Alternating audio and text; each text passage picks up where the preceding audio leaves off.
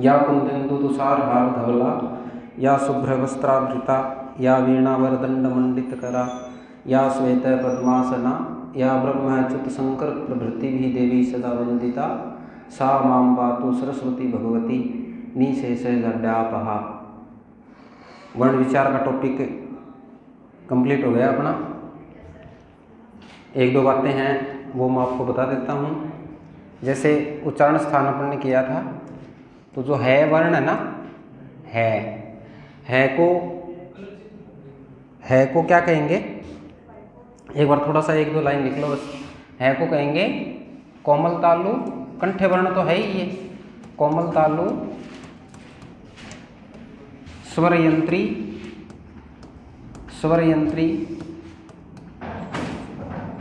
काकल ध्वनि, काकल ध्वनि, कंठे है, कंठे वर्ण। है को इतने नामों से जाना जाता है को कोमल तालु वर्ण क्या है तो उत्तर आएगा है, स्वर यंत्री वर्ण क्या है तो उत्तर आएगा है, काकल ध्वनि क्या है तो उत्तर आएगा है, और कंठे वर्ण है। इसके अलावा एक क्वेश्चन और आता है स्वरों से संबंधित। अपभ्रंश के बाद विकसित स्वर, अपभ्रंश के बाद हिंदी में विकसित स्वर, अपभ्रंश के बाद हिंदी में विकसित हुए दो स्वर। कई बार क्वेश्चन आया है, अपभ्रंश के बाद हिंदी में विकसित स्वर ऐ औ, अपभ्रंश के बाद हिंदी में विकसित हुए हैं, अपभ्रंश से पहले नहीं थे। अपभ्रंश भाषा है एक। देखो हिंदी की उत्पत्ति संस्कृत से हुई, संस्कृत से पाली बनी, प्राकृत बनी, प्राकृत से अपभ्रंश बनी, अपभ्रंश के बाद हिंदी विकसित हुई है। तो अपभ्रंश तक ये दो वर्ण नहीं थे, अपभ्रंश के बाद हिंदी में विकसित हुए हैं। ये भी मोस्ट बनता है क्वेश्चन।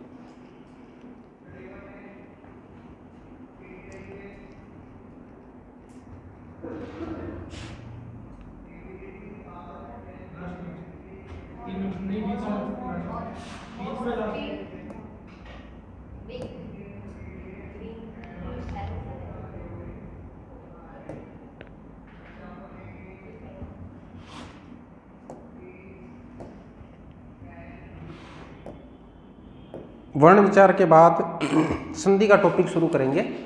वैसे तो वर्ण विचार के बाद व्याकरण की दृष्टि से शब्द विचार का टॉपिक आता है, लेकिन मैं ये चाहता हूँ कि वर्ण विचार अभी ताज़ा हुए हैं और संधि वर्णों से ही संबंधित है, इसलिए पहले संधि का टॉपिक करेंगे, बाद में शब्द विचार करेंगे। संधि का टॉपिक लगाओ। संधि आप सबकी पढ़ी हुई है,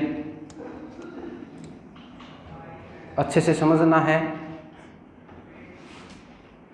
सबसे पहले मैं संधि शब्द की रचना आपको बताता हूँ। संधि में सम उपसर्ग है, सम उपसर्ग, और सम उपसर्ग का अर्थ क्या होता है? अच्छी तरह, भली प्रकार। धी धातु होती है, धातु समझते हो क्या? धातु है नहीं क्रिया, वैसे मूल क्रिया को धातु बोलते हैं।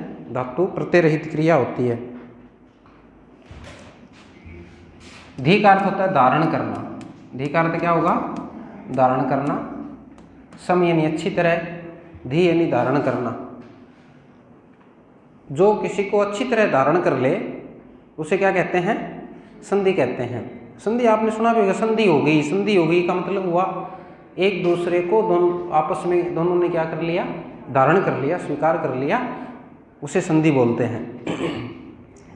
अगर धारण ही कर लिया तो फिर संधि, ये जो शब्द है इसका अर्थ होगा शाब्दिक अर्थ। संधि शब्द का अर्थ क्या होगा?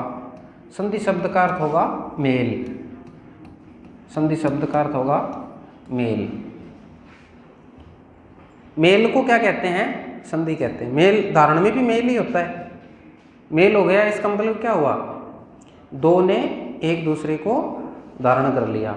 संधि शब्द का अर्थ हो जाएगा मेल। संधि का शाब्दिक अर्थ की अगर बात करें, मेल अब मैं इसकी परिभाषा लिखता हूँ। दो वर्णों के मेल से उत्पन्न विकार, दो वर्णों के मेल से उत्पन्न विकार, विकार यानी परिवर्तन को संधि कहते हैं। दो वर्णों के मेल से उत्पन्न विकार को संधि कहते हैं। दो वर्णों के मेल से उत्पन्न विकार को क्या कहते हैं? संधि कहते हैं।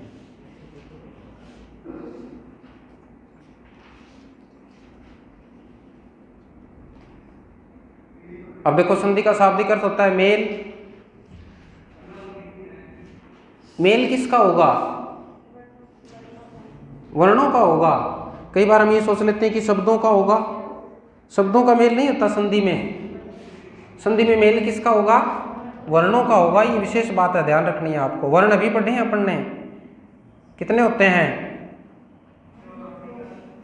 दो प्रकार के होते हैं, स्वर और व्यंजन। स्वर 11 और व्यंजन 33। तो संधि में मेल किसका होगा?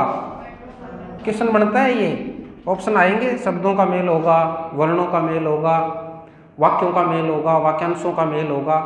संधि में मेल किसका होगा? वर्णों का होगा। कितने वर्णों का होगा? ये भी विशेष बात है। दो वर्णों का होगा। कितने वर्णों का होगा? दो वर्णों का होगा। अभी किसी ने बोला दो या दो से अधिक। किसी भी संधि शब्द में दो से अधिक वर्णों का मेल नहीं होता। आपको पढ़ा हुआ होगा किताबों में, ऐसा दे भी रखा है कि दो या दो से अधिक वर्णों के मेल को संधि कहते हैं। संधि में पूर्व पद के अंतिम वर्ण का, पूर्व पद के अंतिम वर्ण का और अंतिम पद के पूर्व वर्ण का क्या होता है? मेल होता है। बात समझ गए क्या? प्लस से पहले जो शब्द है ना उसका अंतिम वर्ण, और प्लस के बाद जो शब्द है उसका पहला वर्ण, उन्हीं दो वर्णों का मेल होता है। दो से अधिक वर्णों का मेल संधि में नहीं होता। दो बातें अपन ने की। मेल किसका होगा? वर्णों का। कितने वर्णों का होगा? दो वर्णों का होगा। अगली बात देखो, जब दो वर्णों का मेल होगा तो एक विकार आएगा। क्या आएगा? विकार आएगा। दो वर्ण जब आपस में मिलेंगे तो एक विकार आएगा। अगर विकार न आए, ऐसे ही कोई वर्ण मिल गए आपस में, दो शब्दों को अपन ने मिला दिया, कोई विकार नहीं हुआ, तो वहाँ संधि नहीं होती। क्या बताया मैंने? दो वर्णों के मिलने से विकार आएगा तो ही संधि होगी। अगर विकार न आए तो संधि नहीं होती। समझा देता हूँ मैं आपको। जैसे मैंने दो शब्द लिखे हैं, लोक प्लस सभा। दो शब्द हैं, लोक प्लस सभा। दोनों को मिला देता हूँ। मिलाने पर क्या बनेगा? लोक सभा। कोई परिवर्तन हुआ क्या? परिवर्तन हुआ क्या? कोई परिवर्तन नहीं हुआ। तो इस शब्द में कोई संधि नहीं है। ये संधि युक्त शब्द नहीं है। विधानसभा, विधान प्लस सभा, कोई संधि नहीं है। राज्यसभा, राज्य प्लस सभा, कोई संधि नहीं है। धर्मशाला, धर्म प्लस शाला, कोई संधि नहीं है। क्या समझाना चाह रहा हूं मैं? अगर विकार न आए दो वर्णों के मिलने से तो वहां संधि नहीं होगी। संधि की शर्त क्या है? विकार आना चाहिए। अब देखो विकार वाले उदाहरण बताता हूं। नर प्लस ईस। नर और ईस को मिलाओगे तो शब्द क्या बनेगा? नरेश बनेगा कि नहीं बनेगा? शब्द क्या बना? नरेश। ध्यान से देखो, तीनों शब्दों को देखो। नर को देखो, ईस को देखो, नरेश को देखो। जब ये दो शब्द बने तो नए बनने वाले शब्द पर एक स्वर आया, एक मात्रा आई। एक ही मात्रा आई या नहीं आई? आई है ना। ये कहाँ से आई? ये नर में है क्या? ईस में है क्या? नहीं है। ये परिवर्तन से आई। अब देखो रे में ए स्वर है क्या? आगे ई स्वर है। ए और ई मिलकर क्या बना? ए बना। परिवर्तन हुआ कि नहीं हुआ? अगर परिवर्तन है यानी ये संधि शब्द है। ये शब्द कैसा है? संधि शब्द है। ऊपर वाले दोनों शब्दों में संधि नहीं है। बहुत बार क्वेश्चन आ जाता है कि शब्द में संधि नहीं है। संधि रहित शब्द का चयन कीजिए या संधि युक्त शब्द का चयन कीजिए। कैसे भी आ सकता है। छात्र प्लस संघ संधि है क्या? कौन सी संधि है? छात्र प्लस संघ कोई संधि नहीं है। दोनों को अपन ने मिला दिया, कोई परिवर्तन नहीं हुआ। कोई परिवर्तन नहीं हुआ तो संधि है ही नहीं। छात्र संघ में कोई संधि नहीं है। लेकिन महा प्लस उत्सव,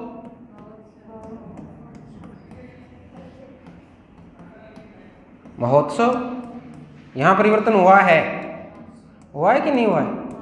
महोत्सव, ये आ और ये ऊ मिलकर क्या बना?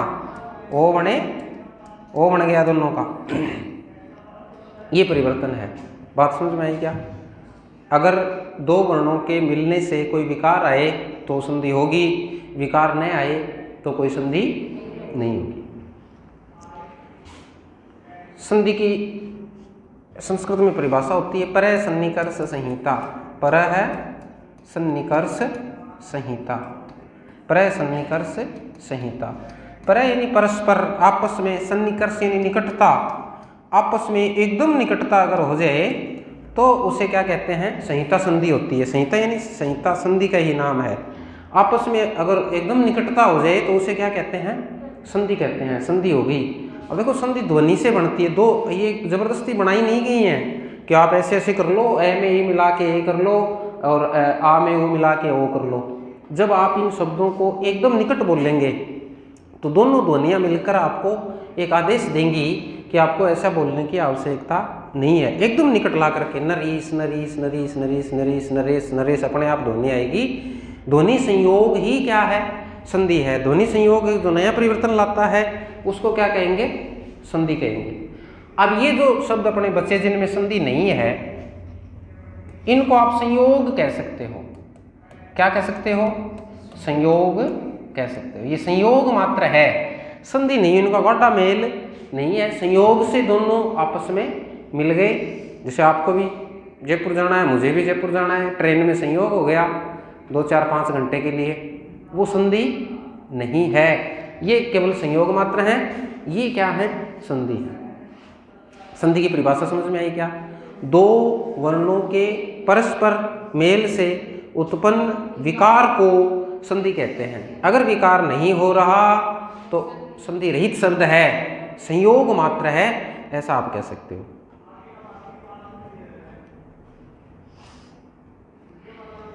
संधि के भेदों की बात करें, संधि के 3 भेद होते हैं। स्वर संधि, व्यंजन संधि, विसर्ग संधि।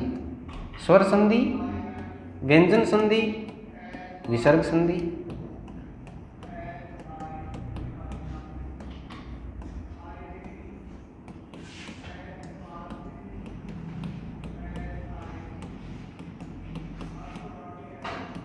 स्वर, व्यंजन, विसर्ग।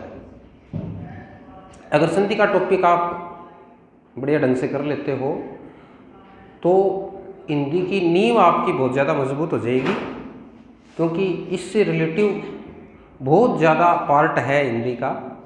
समास में सहयोग करती है, प्रत्यय उपसर्ग छांटने हैं तो संधि काम आएगी, पर्यायवाची में, विलोम में, युग्म शब्द में, वाक्यांश के लिए एक शब्द में शब्दों के अर्थ निकाल सकते हो आप आराम से।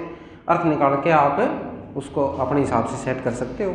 विलोम होगा, समानार्थी होगा, अनेकार्थक होगा, इसलिए विशेष ध्यान से करना है। 3 भेद हुए, स्वर संधि, व्यंजन संधि, विसर्ग संधि। अब देखो वर्ण विचार अभी किया अपन ने। स्वर संधि स्वरों की संधि, स्वर संधि स्वरों की संधि, व्यंजन संधि व्यंजनों की संधि, और विसर्ग संधि विसर्ग संधि। विसर्ग क्या होता है? विसर्ग अयोगवाह ध्वनि, अयोगवाह ध्वनि, 2 ध्वनियाँ उसमें शामिल हैं, विसर्ग और अनुस्वार, जिसमें विसर्ग की संधि क्या कहलाएगी? विसर्ग संधि। हम चर्चा करेंगे स्वर संधि के बारे में। स्वर संधि, स्वर वर्ण का स्वर वर्ण का स्वर वर्ण से स्वर वर्ण का स्वर वर्ण से स्वर वर्ण का स्वर वर्ण से मेल होने पर उत्पन्न विकार, मेल होने पर उत्पन्न विकार स्वर संधि कहलाता है। स्वर वर्ण का स्वर वर्ण से मेल होने पर उत्पन्न विकार क्या कहलाता है? स्वर संधि कहलाता है। यानी स्वर में स्वर मिलाएं तो संधि कौन सी होगी? स्वर संधि होगी। इसे आप एकदम आराम से सामान्य रूप से भी याद कर सकते हो। ऐसे भी कर सकते हो कि प्लस से पहले भी स्वर हो, प्लस के बाद में भी स्वर हो, तो फिर संधि कौन सी होगी? स्वर संधि होगी। दोनों तरफ स्वर हो और स्वर ही मिले तो संधि कौन सी हो जाएगी? स्वर संधि हो जाएगी। अभी जो उदाहरण अपन ने लिखे थे स्वर संधि के थे। और लिख सकते हो जैसे विद्या प्लस आलय, विद्या आलय। अब किससे मिलाओगे? आ में आ मिलाओगे, यहाँ आ की मात्रा है, आवर्ण हो गया। यहाँ आ की मात्रा है, आवर्ण हो गया। हुआ कि नहीं हुआ? आ स्वर है क्या? अगला आ भी स्वर है ना? तो अब इसमें अब शब्द विद्यालय बनेगा। आ मिलके आ हो गया, शब्द बना विद्यालय। पूछे विद्यालय शब्द में संधि बताइए, स्वर संधि है कि नहीं है? क्यों? क्योंकि स्वर में स्वर का मेल हुआ है। मेल किसका हुआ? स्वरों का हुआ, दो स्वरों का हुआ। दो स्वरों के मेल से जो संधि हो उसे क्या कहते हैं? स्वर संधि कहते हैं।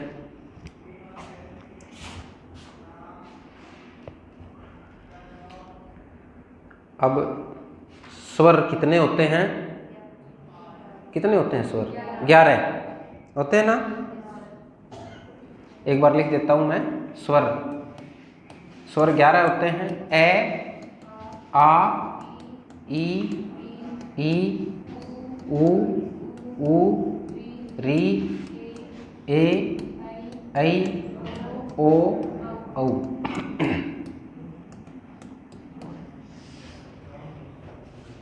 मात्राएं, मात्रा रहित स्वर ए, आ की मात्रा, ई की मात्रा, ऊ की मात्रा, री की मात्रा, ए की मात्रा, ऐ की मात्रा, ओ, औ की मात्रा। मात्राओं का विशेष ध्यान रखना है।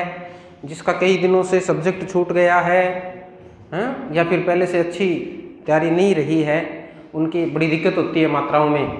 एक तो यहाँ होती है, ये एक देश के किसी भी वर्ण पर एक मात्रा लगाने की कोशिश करते हैं। ध्यान रहे, ए इसकी मात्रा ऊपर लगेगी एक, ऐ इसकी डबल मात्रा हो जाएगी। याद रहेगा क्या? ए एक मात्रा, ऐ दो मात्रा। यहाँ दिक्कत नहीं होती। कईयों को री में बड़ी दिक्कत होती है। कई तो रे को ही री लिख देते हैं। रे को क्या लिख देते हैं? री लिख देते हैं। उसमें बड़ी दिक्कत होती है। अर्थ का बहुत अंतर होता है इसमें। जैसे गृह को ग्रह लिख दिया, दिक्कत होगी कि नहीं होगी?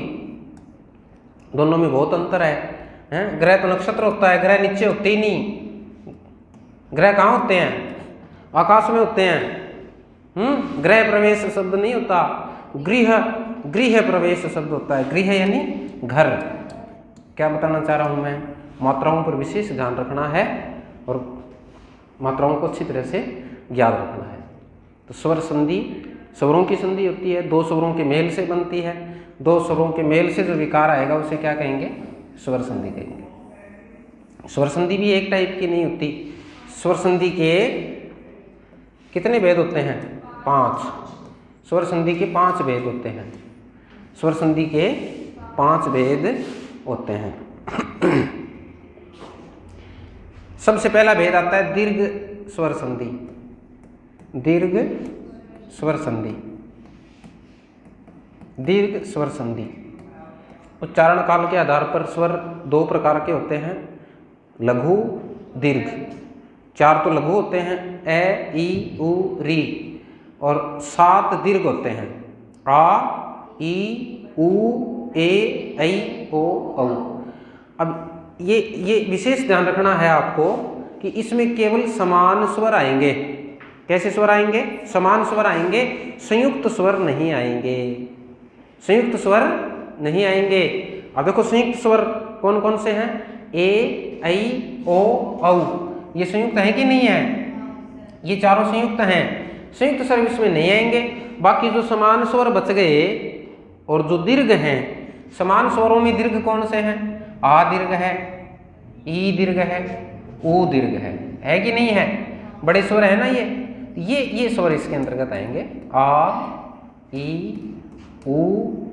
बड़ी री हिंदी में वैसे होती नहीं, लेकिन संस्कृत के कुछ उदाहरण इसमें आपको मिल जाएंगे, इसलिए इसको अलग से 2-3 उदाहरण हैं वो हमें देखने हैं। तो दीर्घ संधि में दीर्घ स्वर आएंगे और वही दीर्घ स्वर आएंगे जो समान स्वर हैं। नंबर 2, गुण स्वर संधि। गुण स्वर संधि। गुण स्वर संधि में विकार किसका होता है? गुण स्वर, 2 गुण स्वर होते हैं आपके। गुण स्वर कितने होते हैं? 2। ए, ओ। ए और ओ क्या होते हैं? गुण स्वर होते हैं। ए, ओ। ए गुण होता है, ओ गुण होता है। एक री मिलाएंगे तो इससे अर बनेगा, अर भी इसके अंतर्गत आएगा। ए, ओ, अर। नंबर 3, यण स्वर संधि। यण स्वर संधि।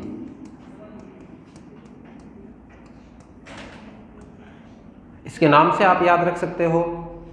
यण में पहला वर्ण क्या है? य। और अपने व्यंजन में एक ये की लाइन आती है, अगर आपके याद हो तो। य, रे, ल, व। ये रे ल व आती है ना, तो वो ही उसी रूप में परिवर्तन होगा। य, व, रे। ल हिंदी में नहीं आएगा। क्यों नहीं आएगा? इसलिए नहीं आएगा कि अपने लरी स्वर नहीं होता। संस्कृत में एक स्वर होता है अलग से, लरी। अब हिंदी में लरी है नहीं, तो 3 ही वर्ण बनेंगे, य, व और रे। नंबर 4, वृद्धि स्वर संधि। वृद्धि स्वर संधि। वृद्धि स्वर संधि। अब वृद्धि स्वर, 2 वृद्धि स्वर होते हैं, और तो बचे ही 2 हैं। ऐ, औ। ऐ और औ क्या होते हैं? वृद्धि स्वर होते हैं।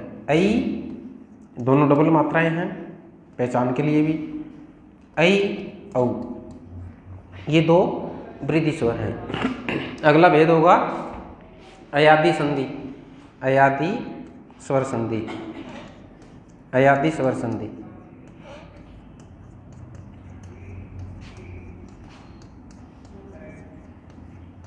अयादि स्वर संधि नाम से देखो, ऐ आदि, ऐ आदि, ऐ आदि। ऐ आदि का मतलब ऐ जैसे और भी हैं। ऐ, 4 वर्ण आएंगे इसमें। ऐ, आय, अब, आव। ऐ, आय, अब, आव। ऐ, आय, अब, आव। ये 4 अयादि संधि के अंतर्गत आएंगे। एकदम स्पष्ट है। थोड़ा सा अगर प्रयास कर लेंगे तो संधि आराम से समझ में आ जाएगी। ठीक है। स्वरों की संधि स्वर संधि कहलाती है। स्वर अभी मैंने बताया आपको 11 संख्या होती है, मात्राएं 10 होती हैं। स्वर संधि के 5 भेद होते हैं। दीर्घ में वे दीर्घ स्वर आएंगे जो संयुक्त नहीं हैं, या समान स्वर आएंगे जो समान दीर्घ हैं। आ, ई, उ, री। गुण स्वर, गुण स्वर होते हैं ए, ओ, एक री मिलाने पर अर बनेगा, तीनों शब्द हो जाएंगे ए, ओ, अर। यण स्वर संधि, य, व, रे की संधि। वृद्धि संधि, ऐ, औ, वृद्धि स्वरों की संधि। अयादि संधि, ऐ, आय, अब, आओ। इनको आप आराम से याद रख सकते हो। ओके। अब देखो एक एक संधि को करेंगे। सबसे पहले लिखो दीर्घ स्वर संधि। दीर्घ स्वर संधि।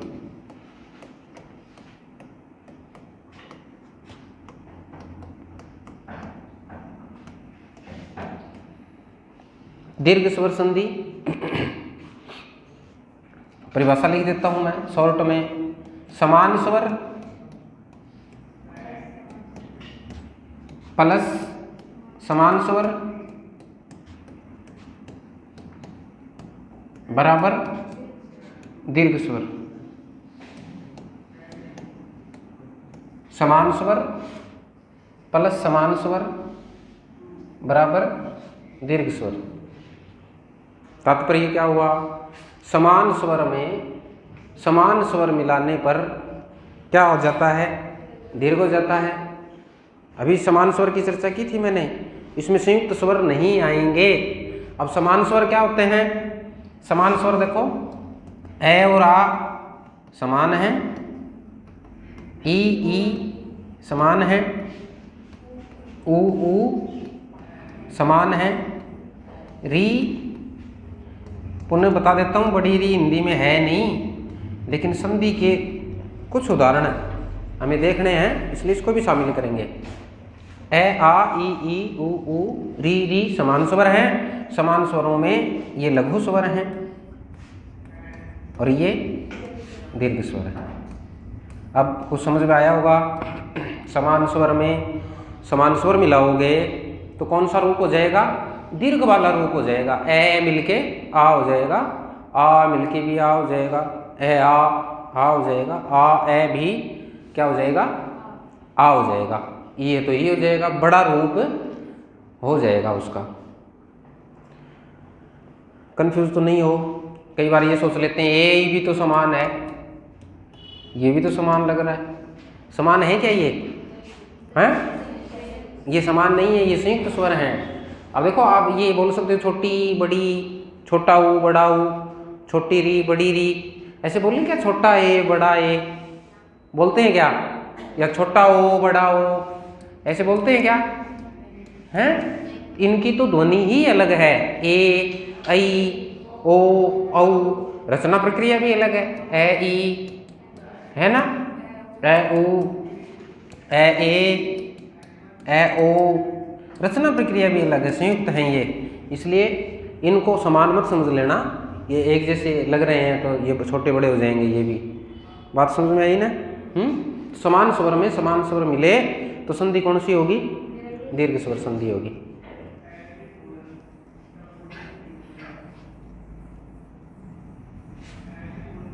अब देखो कुछ उदाहरण करते हैं इसके। सबसे पहले ए के उदाहरण करेंगे। नियम लिख सकते हो, ए आ प्लस ए आ बराबर आ।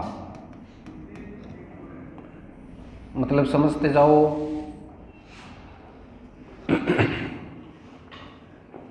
नहीं समझ में आए तो बोलना है तुरंत, कभी बिना ही समझे चले जाओ। ए में ए मिलाओगे आ बनेगा, ए में आ मिलाओगे आ बनेगा, आ में ए मिलाओगे आ बनेगा, आ में आ मिलाओगे आ बनेगा। किसी भी दृष्टि से ए आ का आपस में अगर मेल होता है तो दीर्घ वाला रूप बनेगा, और दीर्घ रूप क्या होगा? आ। ओके, उदाहरण देखो। मृग अंक, मृग अंक। यहां स्वर है क्या? क्या स्वर है? ए। यहां ए है कि नहीं? समान स्वर आए, दोनों को मिलाकर क्या करें? आ। आ करेंगे तो गै से स्वर बाहर हो गया, परिवर्तित भी हो गया, बलिदान दे दिया ने। अब अनुस्वार रहेगा इस पर। ये ए पूरा का पूरा आ गया परिवर्तन में, विकार में, फिर आ गया कै। जोड़ेंगे तो क्या बनेगा? मृगांक, मृगांक। अभी मैंने आपको समझाया था कि संधि अगर आपको आती है, बहुत ज़्यादा सहायता भाषा सीखने में आपको मिलेगी। मृग क्या होता है? ऋण होता है ना। अंक क्या होता है? अंक, अंक यानी गोद। देखो, मृग यानी हिरण, अंक यानी गोद। अब अर्थ क्या बनेगा? मृग है गोद में जिसके, मृग है अंक में जिसके। अब किसके अंक में मृग है? किसने मृग को गोद में ले रखा है? पता नहीं है क्या? आज देखना शाम को, आज तो नहीं दिखाई देगा। चंद्रमा, चंद्रमा की गोद में क्या है? हिरण है। अब देखो मृगांक का एक पर्यायवाची आपको याद हुआ, मृगांक किसका पर्यायवाची है? चंद्रमा का पर्यायवाची है। अंक का अर्थ आपको याद हुआ, मृग का अर्थ आपको याद हुआ। समास भी कर सकते हो। मृग है अंक में जिसके वह अन्य पद प्रदान हो गया तो समास क्या होगा? बहुब्रीहि समास होगा। आपको चारों तरफ से तैयारी करनी है। ये नहीं कि एक चीज़ सीख रहे हैं वही चीज़ सीखते रहे एक ही लाइन पर तो चलोगे तो फिर पेपर तो एक लाइन पर तो आता नहीं कि अब आपसे संधि के क्वेश्चन पूछे जा रहे हैं तो अपने ध्यान में संधि लाइए। ऐसे आता है क्या? नहीं आता ना। तो आपको चारों तरफ से तैयारी करनी है। रत्न प्लस आकर, रत्न आकर, ए है क्या यहाँ? आगे क्या आया? आ, ए आ मिलके क्या बनेगा? आ बनेगा। शब्द क्या बनेगा? रत्नाकर। जानते हो क्या रत्नाकर? रत्न तो जानते हो। रत्न क्या होता है? रत्न हीरे मोती जवाहरात वही तो होते हैं। रत्न होते कि नहीं होते? रत्न, ये सारे के सारे रत्न अंगूठियों में पहनते हैं ना, रत्न जो है वो। आकर यानी आकर का अर्थ होता है खान या खजाना, खान या खजाना। अर्थ क्या हुआ? रत्नों का आकर, रत्नों का खजाना। अब क्या है रत्नों का खजाना? रत्न कहाँ मिलते हैं? कहाँ मिलते हैं रत्न? बनाए जाते हैं क्या? मोती कहाँ बनता है? मोती समुद्र में। तो रत्नाकर क्या हुआ? समुद्र हुआ। आप आराम से समुद्र का पर्यायवाची याद कर सकते हो, रत्नाकर।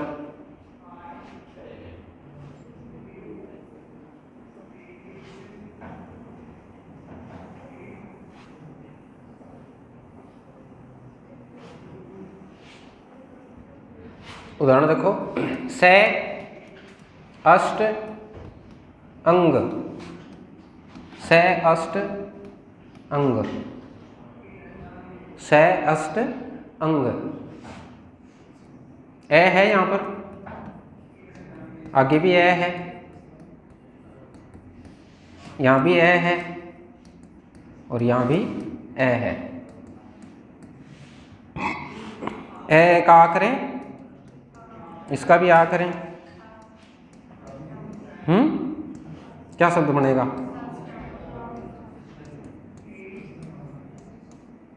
साष्टांग। शब्द क्या बना? साष्टांग। साष्टांग शब्द बना। दो जगह संधि हुई है।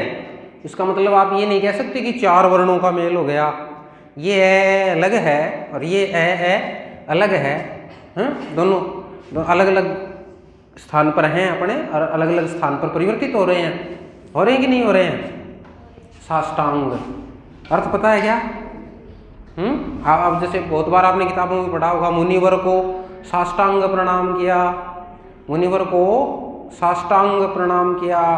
अब कि साष्टांग प्रणाम कैसे होता है? अर्थ शब्दों से निकाल सकते हो। अष्ट का अर्थ क्या होता है? 8 अंग। अंग शरीर के 8 अंग। शरीर के 8 अंग कौन से हैं? गिन लो। 2 हाथ हैं क्या? 2 पैर हैं क्या?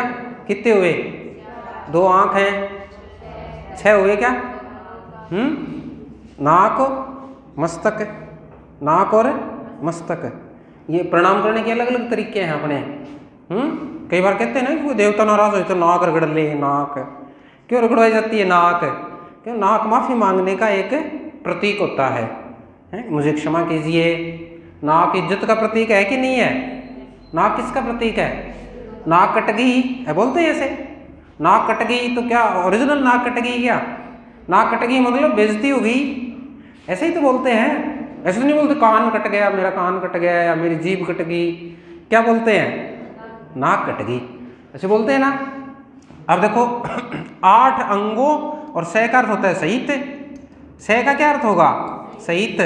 शब्दों के अर्थ निकालने सीखो। सह परिवार का क्या अर्थ होता है? परिवार सहित। तो फिर साष्टांग का क्या अर्थ होगा? 8 अंगों सहित। मैं मुनिवर को 8 अंगों सहित प्रणाम करता हूँ। पसर के करते हैं ना, हाथ भी सीधे कर दिए, पैर भी सीधे कर दिए, एकदम सो गए उनके आगे, माथा टेक दिया, नाक टेक दी। वो क्या होता है? साष्टांग प्रणाम होता है। बोलो दीर्घ संधि समझ में आई क्या? हैं? अब देखो केवल संधि करनी ही आए ये जरूरी नहीं है, कई बार संधि विच्छेद भी आ जाता है। कोई शब्द आपको दे दिया जाए और फिर उसका संधि विच्छेद कीजिए। क्या कीजिए? संधि विच्छेद कीजिए।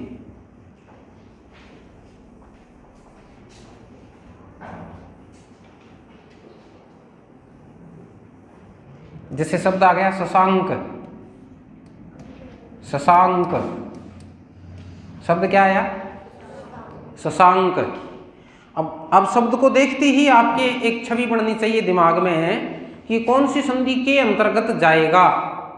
अब पता कैसे चलेगा? पता मात्राओं से चलेगा, ठीक है ना। यानी दीर्घ संधि है तो आपको मात्रा किसकी मिलेगी? आ की मिलेगी, बड़ी ई की मिलेगी, बड़े ऊ की मिलेगी या बड़ी री की मिलेगी। गुण संधि है तो ए की मात्रा मिलेगी, ओ की मिलेगी, अर मिलेगा, अर का रे ऊपर लगा हुआ मिलेगा आपको। ऊपर रे लगता है ना, ऐसे ये लगा हुआ मिलेगा। वृद्धि संधि है तो दो मात्राएं ऊपर, आई की दो और औ की दो। और अगर यण संधि है तो यह व रे वर्ण मिलेंगे और अयादि में ए आए अव आओ मिलेगा। तो यहाँ मात्रा किसकी है? आ की। सबसे पहले आप ये सोचो कि संधि इसमें दीर्घ ही होगी। कौन सी संधि होगी? दीर्घ संधि होगी। अब यहाँ से इसको खोल लेंगे शब्द को। ये न समझ में आए तो वर्ण विच्छेद कर सकते हो। वर्ण विच्छेद बहुत ही एक करामाती चीज है समझने के लिए किसी भी शब्द को। स में ए स्वर है और फिर स में आ स्वर है, और फिर क में है। हमें दिक्कत किससे है? आ से। हमें तो आ से दिक्कत है, हमें तो आ का ऑपरेशन करना है। अब आ का ऑपरेशन करने के लिए क्या करोगे? आ को दो भागों में बांटेंगे। कितने भागों में बांटेंगे? दो भागों में बांटेंगे। यानी इसको ए और ए मिलके ही बनता है ना। इसको अनुस्वार को हिलाना नहीं है भाई बिल्कुल भी। अब बाकी जो वर्ण बच गए स ए और अंक क मिला दो। सस प्लस अंक, सस प्लस अंक, सस अंक। संधि विच्छेद हो गया। अब इसका अगर मिलाओगे तो ए मिलके आ हो जाएगा और शब्द क्या बनेगा? शशांक बनेगा। बनेगा कि नहीं बनेगा? अब देखो अंक का अर्थ बताओ। अभी बताया था मैंने, गोद। अंक का अर्थ क्या होगा? गोद। सस क्या होता है? सस। थोड़े शब्द तो तैयार होने चाहिए ना आपके, शब्द याद होने चाहिए। भाषा में तो शब्द ही रीड होती है। सस, सस खरगोश को बोलते हैं। सस किसको बोलते हैं? खरगोश को। अनपढ़ आदमी भी बोलते हैं, अनपढ़ आदमी बोलते हैं सूसियो बोलते हैं इसको, सूसिया बोलते हैं ना। हिंदी बोलते हैं हम, सारे शब्द बोलते हैं, बस थोड़ा सा ये है कि उसका परिवर्तन शुद्ध रूप में हमें करना है। शशांक। अब खरगोश है अंक में जिसके, तो वही अर्थ हो जाएगा इसका। किसके अंक में है? चंद्रमा। चंद्रमा की गोद में हिरण भी है, खरगोश भी है ना। वो अपनी अपनी कल्पनाएं हैं। कोई कह देता है हिरण को, हिरण का चित्र है ये, कोई कह देता है खरगोश का है, कोई कह देता है कि बुड्ढी माई चरखा काट रही है, बोल देते हैं ना ऐसे। वृद्ध आदमी से पूछोगे तो क्या कहेंगे? बुढ़िया माई चांद में चरखा काट रही है। अब चरखा बड़ा कम चल रहा है, चरखा गांधी जी ले आए नीचे। गांधी जी ने चरखा चलाया था ना, चांद वाला ही तो था चरखा। और देखो उदाहरण, पुस्तकालय। पुस्तकालय, पुस्तकालय। ध्यान से देखो, आ की मात्रा है ना, आ की मात्रा आ को दो भागों में बांट दो।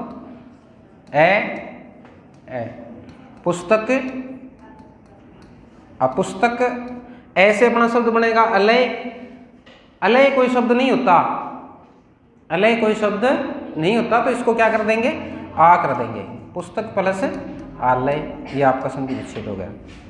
तो हमने दीर्घ संधि पर चर्चा की, संधि की परिभाषा पर विस्तृत चर्चा की। अब आप इसके और उदाहरण देखोगे।